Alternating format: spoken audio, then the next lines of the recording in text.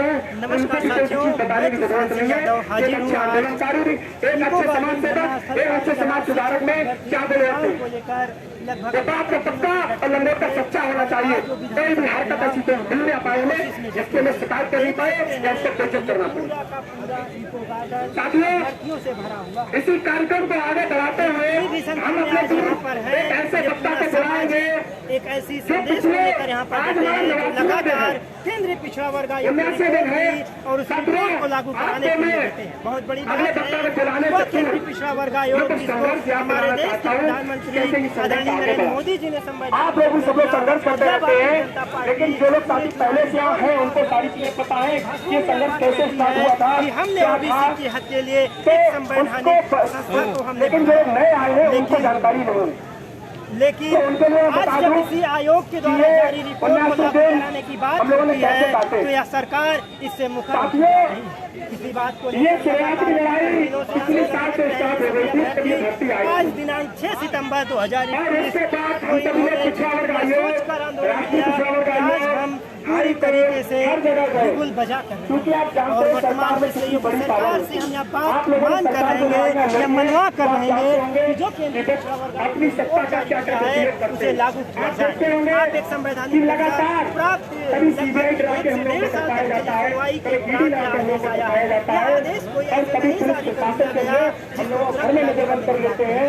जब ये सभी अधिकारियों से अभ्यर्थी मुलाकात करते हैं, अपनी बात रखते हैं तो अभी रहते हैं लगातार, लेकिन एक सरकार से लड़ना और ऐसी सरकार से लड़ना यहाँ पे वर्तमान जिसको हम प्रताप रख सकते हैं कि आपके बीवी बच्चे हैं, इनको वो एहसास मिलेंगे कि आप अपने बच्चों को कैसे पालते होंगे, क्योंकि जिसके बच्चे होते हैं उन्हें अपने बच्चों का कर्ज पता होता है।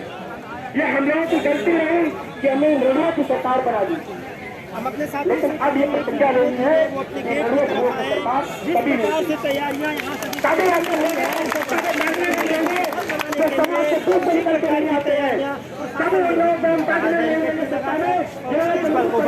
मैं आपको उनके पास ले चलूंगा, उससे भी आपको लेकिन उसके पहले इको गार्डन में उपस्थित इन साथियों की संख्या को देखिए जो इस मुहिम को लेकर आए हैं, जो सामाजिक न्याय की बात करने के लिए समाज के लिए लड़ाई लड़ने के लिए आए हैं। सामाजिक संगठन रहे हो चाहे वो राजनीतिक संगठन रहे हो, सब ने बराबर बढ़ चढ़कर साथ और सहयोग दिया है। आप देख सकते हैं यहाँ धरने स्थल पर ये जो भीड़ दिख रही है ये सभी अभ्यर्थी हैं।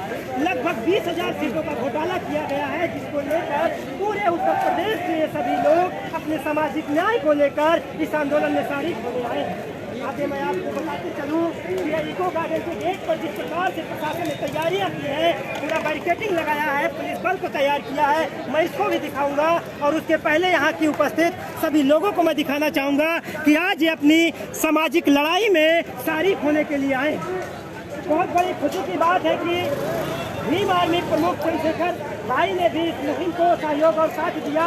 लगातार धरने पर डटे रहे, आंदोलन में रहे और उनकी टीम ने साथ दिया। मंडल आर्मी के चीफ अनुरुद्ध विद्रोही ने भी साथ दिया और जो है समाजवादी पार्टी के पिछड़ा वर्ग प्रकोष्ठ के राज्यपाल कसब भैया साथ दिए, कांग्रेस पार्टी, तमाम जितनी राजनीतिक पार्टियां हैं और जितने भी सामाजिक संगठन हैं, कोई भी ऐसा सामाजिक संगठन और नहीं बचा जो इस आंदोलन को लेकर साथ न दिया हो और सहयोग न दिया हो। लेकिन आज जब 6 सितंबर को विधानसभा घेराव का गुजर चुका है तो प्रशासन और शासन इस पे पूरी तरीके से कमर कस चुका है।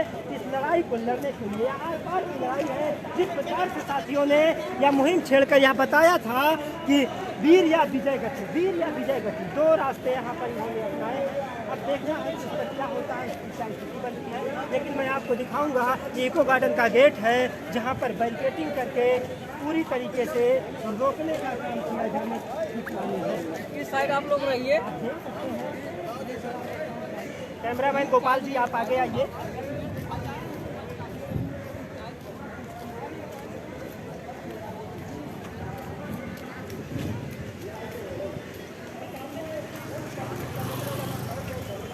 देख सकते हैं पूरा इको गार्डन है जो खचाखच भरा हुआ है ये आज 6 सितंबर को एक ऐतिहासिक दिन के रूप में आरक्षण पीड़ितों के लिए सभी सामाजिक और न्यायिक संगठन के लोग डटे हुए हैं, साथ ही साथ अभ्यर्थी डटे हुए हैं।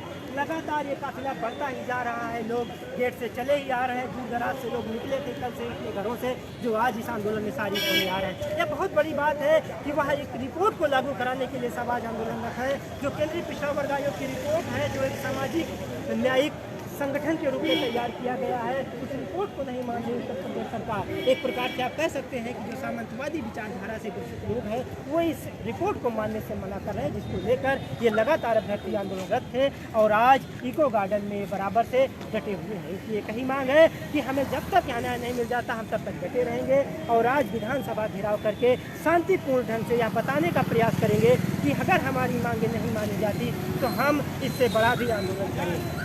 आज ये लखनऊ की गलियों में पूरी तरीके से अभ्यर्थियों से पटा हुआ है। आप देखिए कितने भी प्रशासन के लोग हैं, लगभग हजारों की संख्या में प्रशासन डटा हुआ है यहाँ पर और बाहर बैरिकेडिंग लगाई गई है। इस गेट को पार करके सभी अभ्यर्थी निकलने की जहद में होंगे।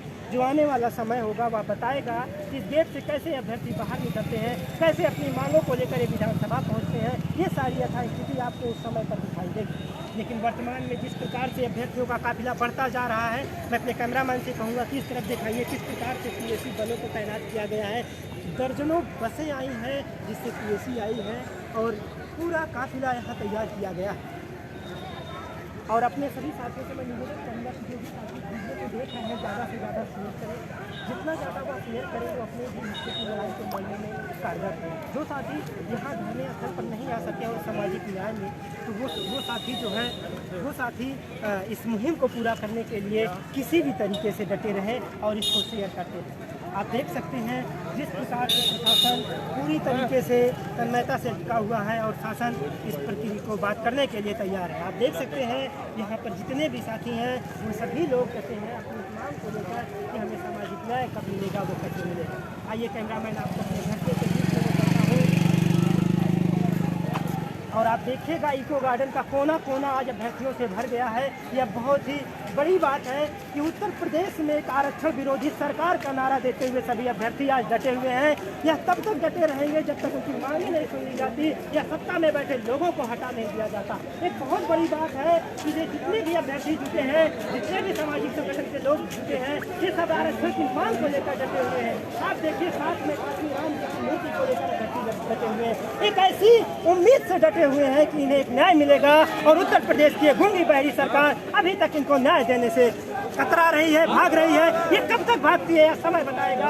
आज का दिन एक ऐसा दिन के रूप में गिना जाएगा जो आरक्षण के लिए यादगार बन जाएगा। आरक्षण को लागू कराने के लिए मंडल समितियां जैसे लोगों ने आंदोलन किया और उसके बाद ये आरक्षण लागू हुआ। लेकिन जब उत्तर प्रदेश में आरक्षित वर्ग के अभ्यर्थियों को न्याय देने की बात आई, जब उनके लिए आरक्षण के प्राविधान को लागू करने की बात की गई तो उनको दरकिनार कर दिया गया। आज उसी मुहिम को लेकर ये सभी साथी, ये सभी अभ्यर्थी इको गार्डन धरना स्थल पर डटे हुए हैं। ये आज ही के दिन विधानसभा का घेराव करेंगे, ये अपनी ताकत का भी आभास कराएंगे। योगी सरकार को यह बताने का प्रयास करेंगे कि हमें न्याय चाहिए। आपने जो 27% का आरक्षण मिलता है उससे भी हमें वंचित कर दिया है। मात्र 3% का आरक्षण देकर हमें बाहर कर दिया है। जब आप सत्ता में बैठे थे तो इन्हीं सभी शोषित, वंचित, दलित और अभ्यर्थियों के वोटों से आप पहुंचे थे। लेकिन आज जब सत्ता में बैठे तो आपके अंदर वो सामंतवादी विचारधारा किस प्रकार से गूंज रही है। जो केंद्रीय पिछड़ा वर्ग आयोग ने रिपोर्ट दी है उस रिपोर्ट को आप लागू करने से क्यों कतरा रहे हैं। ये सभी अभ्यर्थी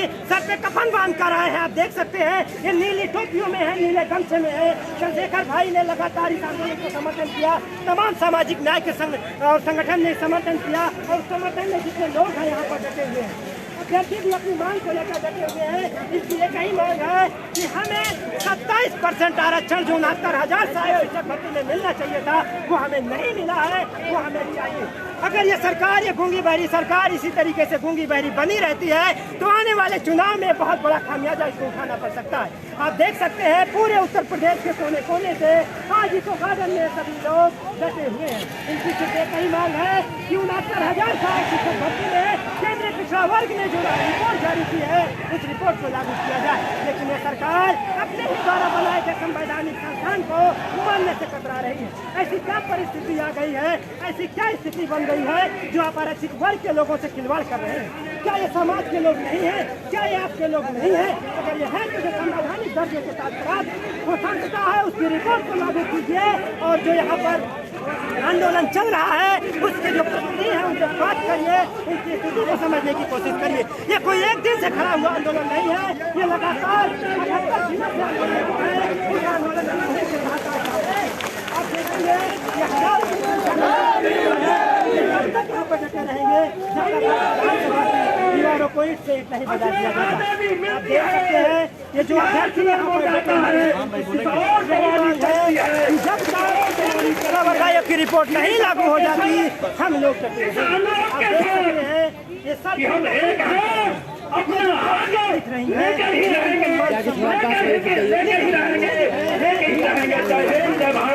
आप समझ सकते हैं कि जब घर से निकले हैं तो ये कफन बांध है कि किसी भी तरीके से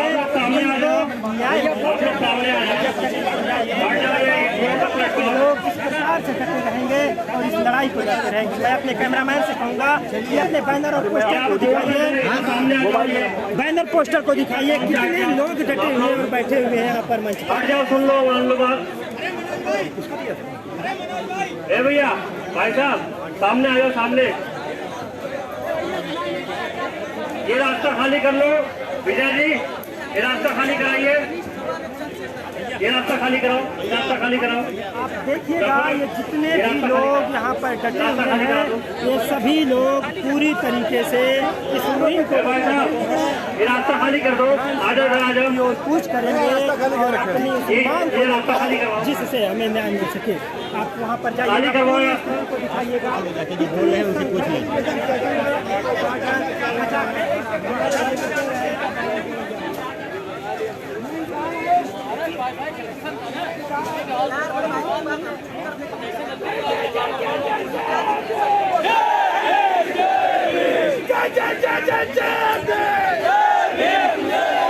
ये रास्ता खाली कर रहा हूँ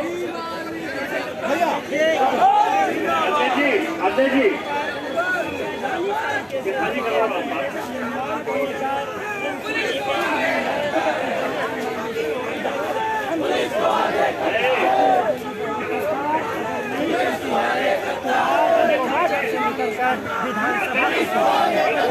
विधानसभा तक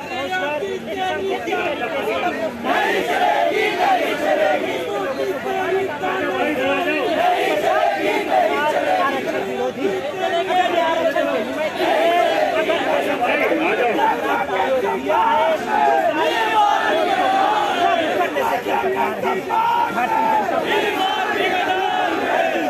लेकिन उत्तर प्रदेश में सब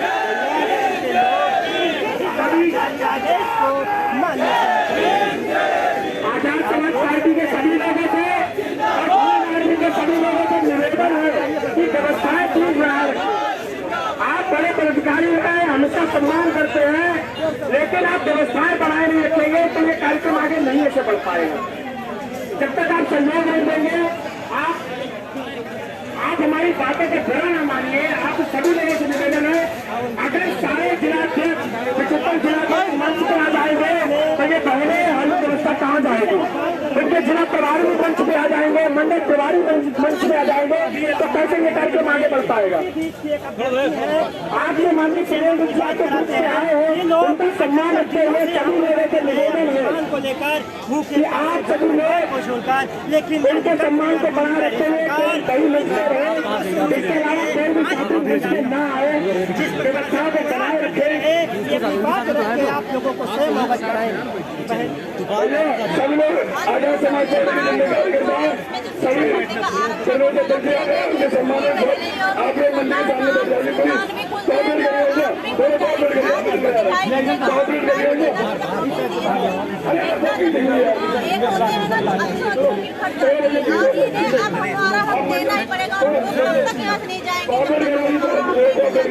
लगातार यहाँ पर 79 दिन से बैठी हुई आगे 79 दिन और बैठ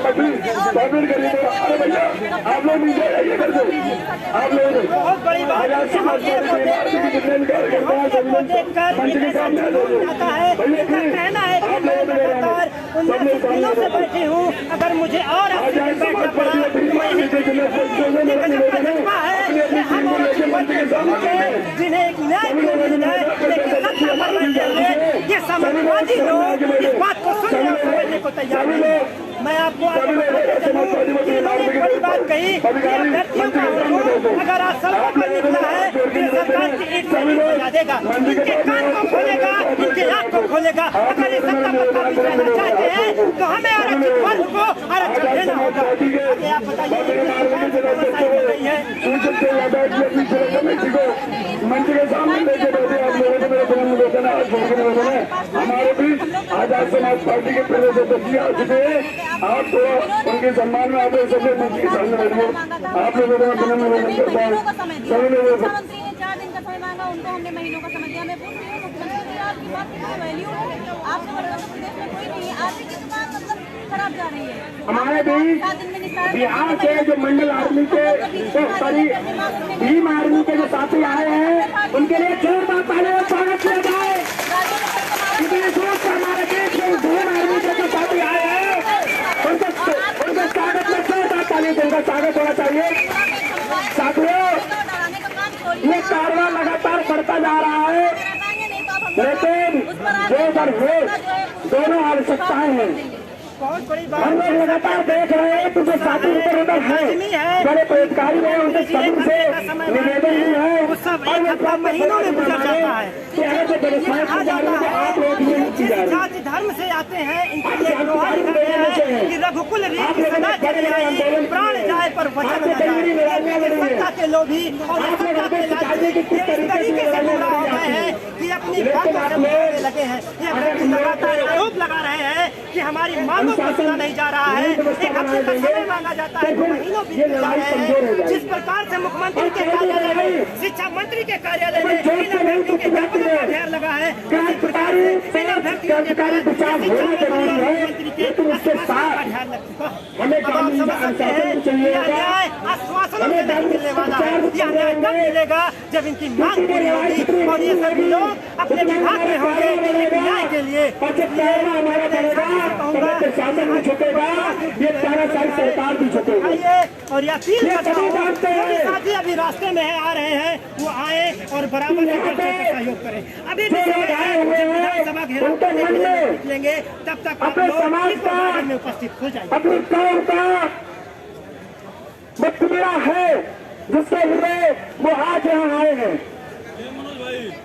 साथियों, ये लड़ाई हम लोग लड़ रहे हैं, ये फिर से शिक्षक भर्ती की लड़ाई नहीं है। ये लड़ाई लोकतंत्र बचाने की लड़ाई है, ये लड़ाई भारतीय बचाने की लड़ाई है, ये लड़ाई संविधान बचाने की लड़ाई। साथी हमारे इस धरने में भी मिले हैं जो कभी हमारे जो है सहयोगी रहे हैं। पुलिस की गाड़ी में बैठा के गौतमपल्ली थाने में बैठाए गए थे। हमारे बीच बिहार से आए हुए दूर से जाके दिखाइए कितनी संख्या में लोग यहाँ पर आए हैं। जो भी लोग आ रहे हैं वो आते हैं, आभार व्यक्त करते हैं कि वो आप हमारी लड़ाई लड़ने के लिए इतने दूर से हमारे बीच में आए हैं। जोरदार तालियों से उनका स्वागत करेंगे और जो उनके विचारों को सुनेंगे, इनके विचारों को सुनते हैं।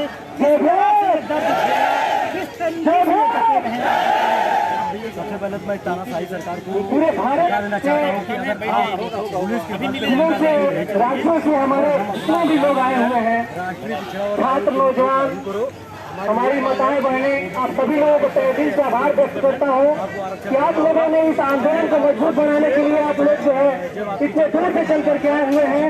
और 29 दिनों से यहाँ पर जो है हमारे साथी शिक्षक जो धरना में बैठे हुए इन लोगों को समर्थन देने के लिए, आंदोलन को मजबूत करने के लिए भाई का आयाम को हम सभी लोग इकट्ठा हुए हैं। तो आप लोगों को फिर से एक बार तहे दिल से जो है हम आपको धन्यवाद देते हैं। और ये मैं आप लोगों को कहना चाहता हूँ, आप सभी लोग अपने दिलों में ये आज अलग लेकर के आए हुए हैं कि सरफरोशी की तमन्ना और हमारे दिल में है, देखना है जो कितना दर्द का दिल में है।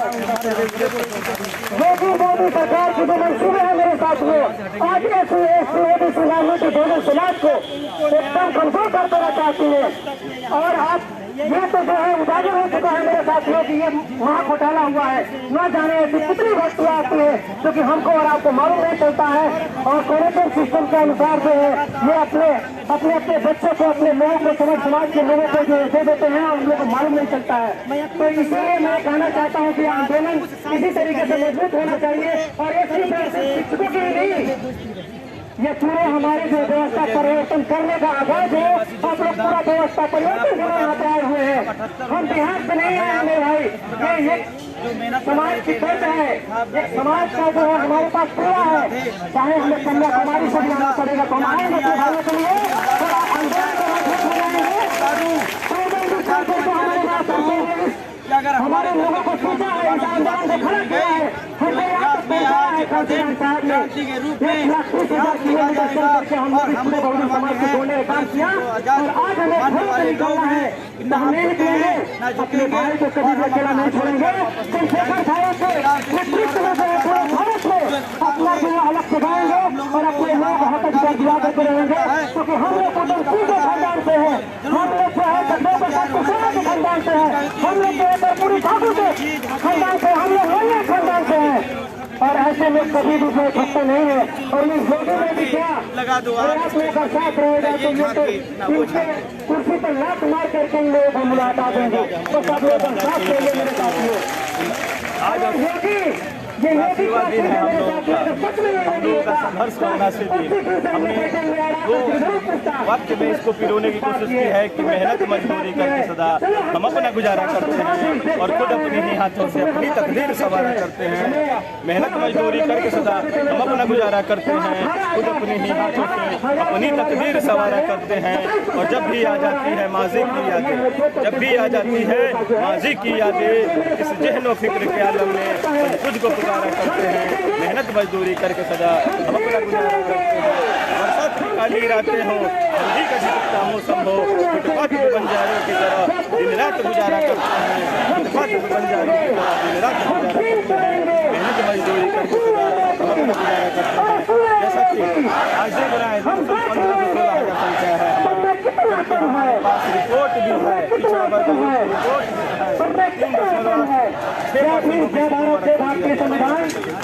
ये आरक्षण पूरी नहीं हो जाए चलाते रहिए और उन लोगों को जगाते रहिए क्योंकि सच्चाई यही है कि अपना समाज जगा नहीं हुआ है। जब सर हथेली पर हम ले लिए कत्ल होने से हम कहाँ तक साथियों के मोहल्ले में घर बैठ करके और ये नियम कानून नहीं बनाएंगे।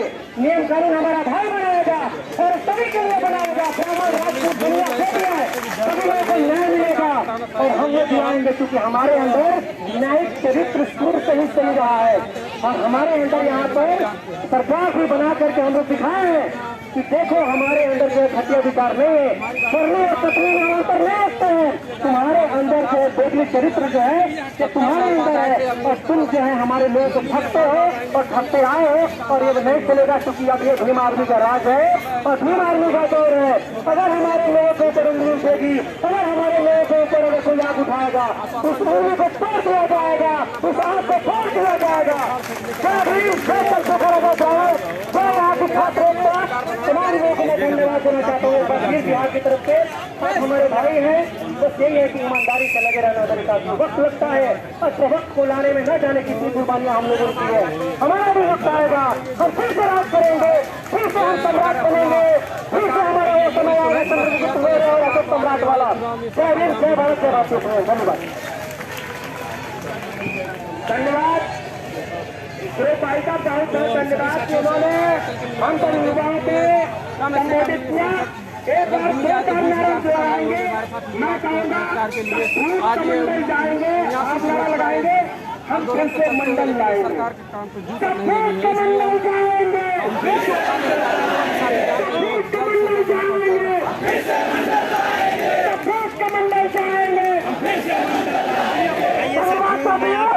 अब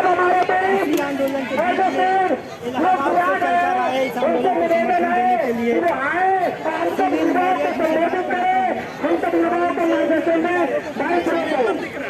सरकार लगातार टक्कर में संघर्ष हमारा नारा है। जिस ओर से वाली चलती है उस ओर को माना जाता है। एससी ओबीसी समाज सभी महापुरुषों को नमन करता हूँ। यादव जी आदरणीय साथियों, और आज यहाँ पे इस पार्क के अंदर 69,000 जो क्रांति होने जा रही है, इस क्रांति का इतिहास लिखा जाएगा और इतिहास में लिखा जाएगा कि उत्तर प्रदेश के अंदर इन्हीं चुनाव की लड़ाई लड़ने के लिए आज आप लोग इस पार्क में आए हैं। और मैं आप लोगों को बताना चाहता हूँ कि भारतीय संविधान के अनुसार और भारतीय संविधान के नियमों के अनुसार ये लड़ाई लड़ने के लिए आजाद समाज पार्टी के भी हमारे भाई आए हैं, बीमारी के भी हमारे भाई आए हैं, SC ST OBC के एक भाई को मैं नमन करता हूँ यहाँ पे कि वो अपने आने वाले पीढ़ी के लिए यहाँ बलिदान देने के लिए आए और वो इतिहास लिखा जाएगा। जब आपकी पीढ़ी आएगी और वो कहेंगे कि हमारे अगर बुजुर्ग को छोड़ रहे हैं तो हमें वो संघर्ष दे रहे हैं, हमें वो रास्ता दे रहे हैं कि आज वो संघर्ष करने के लिए आए हैं। सम्मानित साथियों, बात है लड़ाई की, बात है अधिकार की, बात है हक की। आज पूरे भारत देश के अंदर भारतीय संविधान को बनाने वाली है भारतीय जनता पार्टी की सरकार। जिस स्टेट में मैं कहना चाहता हूँ आपको दो शब्दों में कि हाथ से बना हिंदू, हाथ से बना हिंदू और माँ से बना मुसलमान, दोनों को मिलाया तो हम बने। हाथ से बना हिंदू और माँ से बना मुसलमान, दोनों को मिलाया तो हम बने।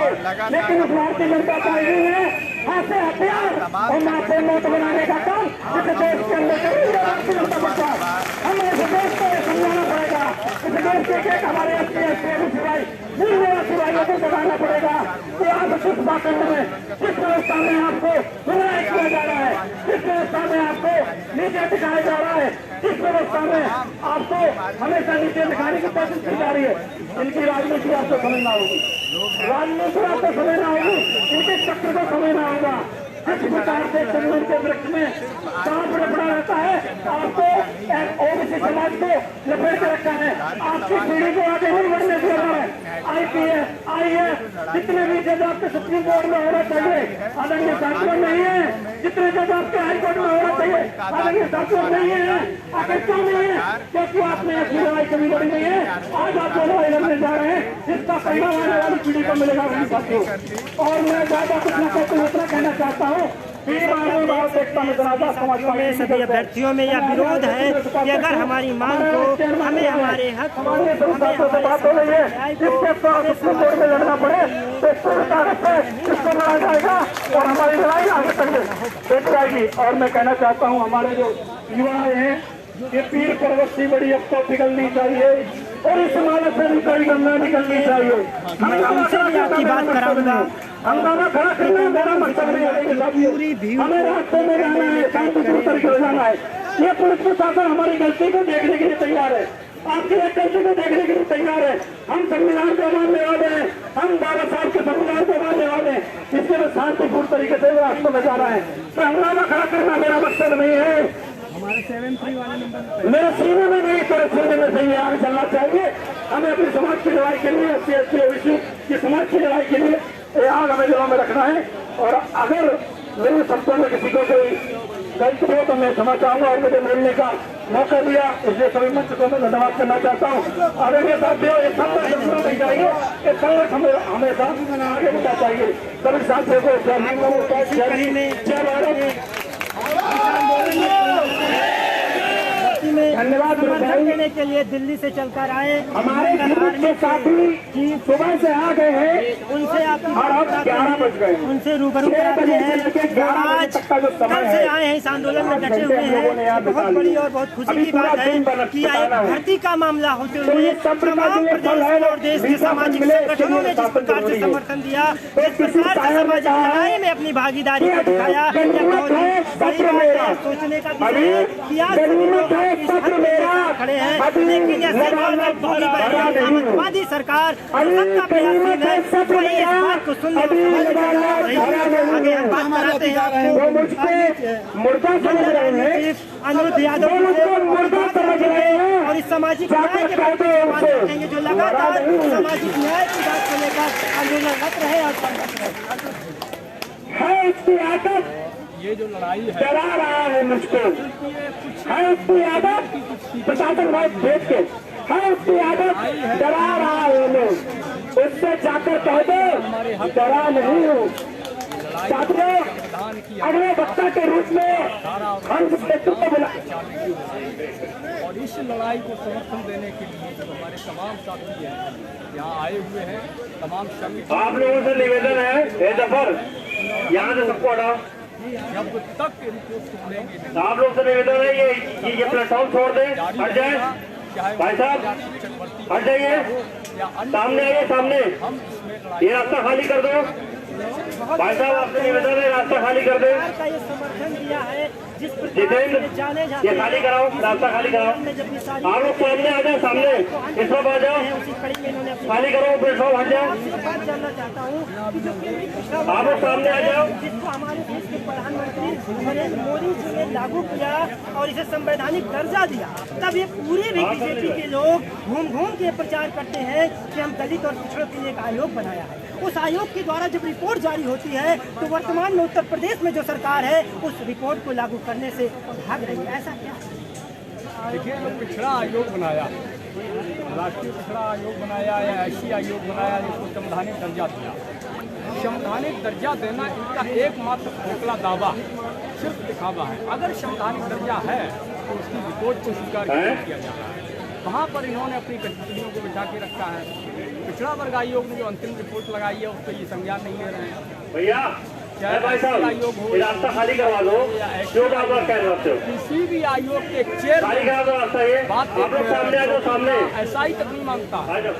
आप बात करते हैं कि इन्होंने संवैधानिक दर्जा दिया है, ये नौटंकी करने वाले लोग हैं, दिखावा करने वाले लोग हैं, ये धर्म के नाम पर नफरत फैलाने वाले लोग हैं, ये वो लोग हैं जो सवर्णों और सामंतवादी मनवादियों की पोषक सरकार है। ये साथियों, से भोजनों हमारे बीच एक ऐसा नौजवान करती आई जो अपने करने वाली सरकार है। पाठ्यपुस्तका से आप लोगों के अंदर जोश पैदा कर देगा। ऐसे हमारे बीच हमारे भाई आए हैं, राकेश भाई आए हैं। राकेश भाई से निवेदन है कि वो हम सब युवाओं को उत्साहित करें, हम लोगों के अंदर वो जोश और जज्बा पैदा करें, ताकि हम लोग सुबह से लेकर शाम तक इस लड़ाई को सफलता के साथ लड़ सकें। और आने वाले समय में आने वाली पीढ़ियाँ इस इबारत को लिखने के लिए तैयार होंगी। इस पर आप क्या कहें? जय भीम दोस्तों, तरीके से ये सलाह आप देख रहे हैं। क्या बात है, एनर्जी कम लग रही है क्या?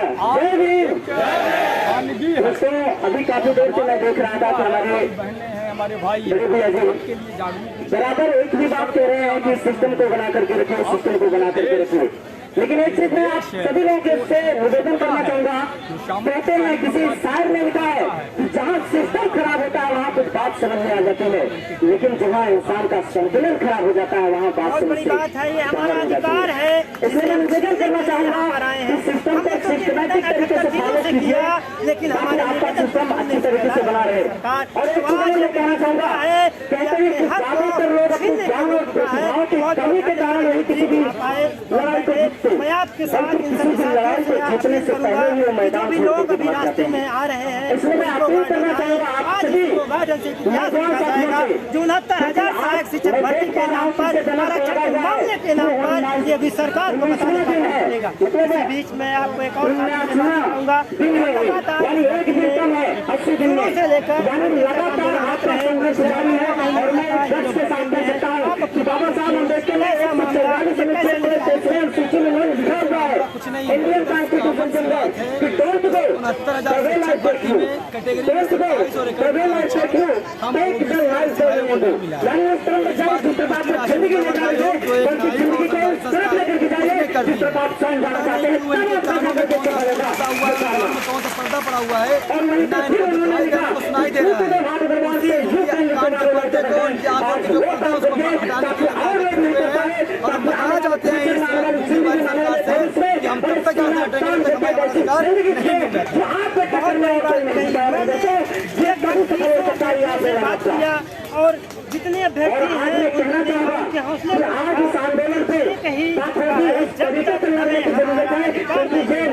आज वक्त आ चुका है कि मनवादियों को और सरकार को सही तरीके से सिस्टमैटिक तरीके से जवाब देने का, क्योंकि आप जानते हैं बहुत सारे हमारे क्रांतिकारी बिहार ने ये सोचा है कि हर अधिकार मांगने से नहीं मिलता है। और बाबा साहब ने लिखा है किसी भी चीज पर अगर आपका अधिकार है, आपका हक है और बार मांगने से बार रिक्वेस्ट करने से ना मिलता है, उसे क्षमा कर नीचे में बैठो, बाबा साहब ने कह रहा है। और आज वक्त आ चुका है सरकार जितनी जल्दी हो सके अपने होश को संभाल ले और हम लोगों को न्याय दे। नहीं तो ये जो सैलाब आज दिख रहा है ना, इस सरकार के ईंट से ईंट बजा देगी। अगर सरकार हमारी बात को नहीं सुनती है तो सरकार को सुनना ही पड़ेगा। सरकार हम सरकार से नहीं है। अगर सरकार हमारी बात नहीं सुनेगी, आज क्या होगा ये तो सरकार ने भी नहीं सोचा है। और कुछ सोचना ही पड़ेगा, हमारी बात को मानना ही पड़ेगा। 27 और 21% हमारा उसको देना ही पड़ेगा। आगे बढ़ाने के लिए माननीय कांशीराम साहब आगे आए और कुछ दिए वो कारणों को जहाँ तक लेकर जाए और इस कारणों को बढ़ाने के लिए आज हमारा भाई माननीय चंद्रशेखर आजाद जी इस कारणों को आगे बढ़ाने का काम कर रहे हैं। इसलिए मैं कहना चाहूँगा किसी ने हिंदू लिखा तो किसी ने मुसलमान लिख दिया, किसी ने हिंदू लिख दिया तो किसी ने मुसलमान लिख दिया, और किसी ने हिंदुस्तान लिख दिया तो किसी ने पाकिस्तान लिख दिया। सरकार को मानना ही पड़ेगा। सैलाब दिख रहा है, सैलाब आज जाने वाला नहीं है, नहीं मिल जाएगी। और सरकार हमसे है, सरकार से हम नहीं है। इस बात को सरकार उसको झुकना ही पड़ेगा, हमारी बात माननी पड़ेगी। अगर आज ये मामला नहीं सुनेगा तो कल भी यही काम चलेगा, परसों भी चलेगा और जब तक चलेगा जब तक हमारी मांग नहीं करेगी। राष्ट्रीय चुनाव आयोग को रिपोर्ट करा देंगे। यही तो सोचने का विषय है कि भारतीय जनता पार्टी जो हुकूमत में है और बात कहती है कि भारत की सबसे बड़ी पार्टी है, तो क्या उसका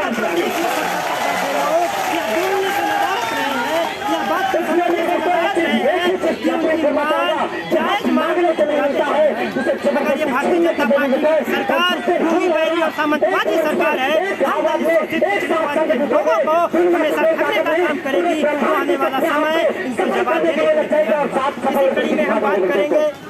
लगातार राष्ट्रीय पिछड़ा वर्ग आयोग एक चीज कहना चाहूंगा, कहते हैं की दुनिया में तो अपना बनाने कौन आएगा, की दुनिया में तो अपना बनाने कौन आएगा, अगर मजाने पे कभी आए तो फंसाने कौन आएगा, तो खुद तरीके से अपना हौसला बढ़ा, क्योंकि तेरा हौसला बढ़ाने कौन आएगा। और लाखों से काफी तो छुड़ा बनकर के मेरा स्पीकर, क्योंकि इस मंच से बार तुझे समझाने कौन आएगा, समझाने कौन आएगा।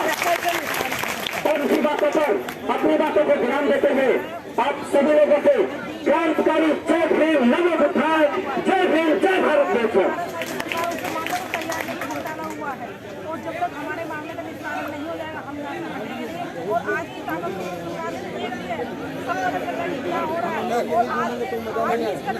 साथियों बहुत डिमांड हो रही है कि भैया जो है गाना सुनाए। गाना सुनाने से पहले एक चंद्रशेखर भाई के लिए हमने 4 शब्द लिखे थे। जज्बा और जुनून आप लोगों के अंदर भी हम उन शब्दों को सुन के जोश आएगा। विधानसभा तो हम कहना चाहेंगे कि मुख्यमंत्री के अलावा कि जब से सूखा है अपने अधिकारों के लिए जीना, जब से सूखा है अपने अधिकारों के लिए जीना, और अभ्यर्थियों से इस बात को जोड़ते हुए चलूंगा और अपने साथी से चलते हुए काम पर सीना, चाहे वो कांग्रेस पार्टी हो या भीम आदमी हो। मार्चों को रखते हैं काम और चलते हैं काम फैसला सीना।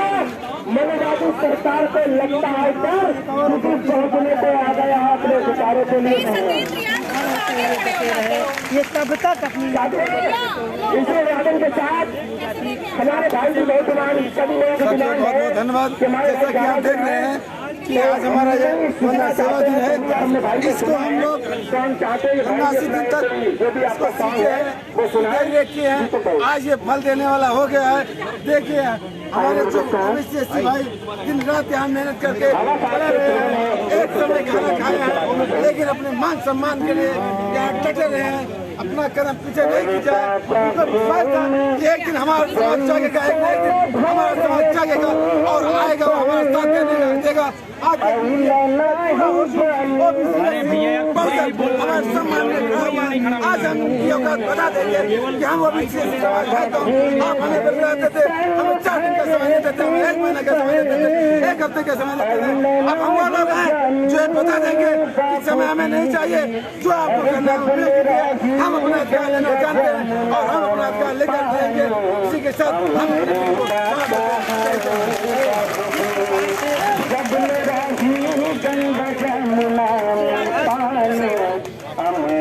इससे हमें आभास होने लगा है कि इस प्रक्रिया को लेकिन अगले लाइन में कहना है जाए, कैसे हमें प्रक्रिया पे इसी के बीच में हमें एक ऐसे आपको बात कराता हूँ और वो आपको इस बात को दिखाते हैं और किस प्रकार से इस बात को लेकर मैं सरकार को बताना चाहता हूँ अभी समय है जाग जाओ। ऐसा न हो कहीं ये बहुजन समाज एक दिन तालाब बनकर अब जो उसी से काम करेगा। और ये संगीनों की बात होती है, इधर से जाएंगे ना, बताना चाहता हूँ संगीनों में साए में हम लोगों को डरा धमका के नहीं रखा जा सकता। हम लोग ज्यादा दिनों तक नहीं रुक सकते। और मैं बता दूं, अगर हम लोग हक और अधिकार के लिए लड़ते हैं तो हम लोगों को अगर प्रशासन ने रोकने की कोशिश करी तो मैं प्रशासन को भी चैलेंज करता हूं कि ना आपकी व्यवस्था रहेगी ना आपके व्यवस्थापक रहेंगे। साथियों, हमें डराने की कोशिश न की जाए। अरे हमें आदियों से न डराओ, अरे हमें आदियों से न डराओ, हम तो तूफान वाले हैं। अरे हमें क्या मारोगे तुम, हम तो मर कर जीने वाले हैं, मर कर जीने वाले। सभी साथी आंदोलन को लेकर जो डटे हुए हैं वो यहाँ पर इकट्ठे धन्यवाद हैं। भाई। साथियों, आप लोग अवगत करा दें, ये 69,000 शिक्षक भर्ती की जो लड़ाई है आप देख सकते हैं उसके टीम का नेतृत्व करने वाले लोगों के पहले तो बहुत बहुत धन्यवाद देना चाहेंगे। और हमारे बीच मैं आपको ये बात हम सबके पहले से ही बता दूं कि ये लोग नेतृत्व करने वाले सभी साथी उपस्थित हो गए हैं।